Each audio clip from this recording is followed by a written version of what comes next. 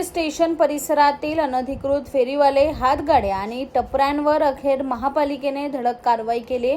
Station बाहेरील वाढत्या अतिक्रमणामुळे प्रवासी आणि नागरिकांना मोठा त्रास सहन करावा लागतोय. अनेक तक्रारीनंतर सहाय्यक आयुक्त गणेश शिंपी यांच्या नेतृत्वाखाली ही कारवाई करण्यात आली. उल्हासनगर रेल्वे स्टेशनमधून बाहेर पडताच अनधिकृत विक्रेत्यांनी हातगाड्या, टेबल आणि टपऱ्या उभारल्यामुळे प्रवाशांच्या ये-जा करण्यास अडथळा निर्माण होत होता. गर्दीच्या वेळेस स्टेशन बाहेर वाहतूक कोंडीची समस्या गंभीर बनत होती. याबाबत नागरिकांकडून सातत्याने तक्रारी करण्यात येत होत्या.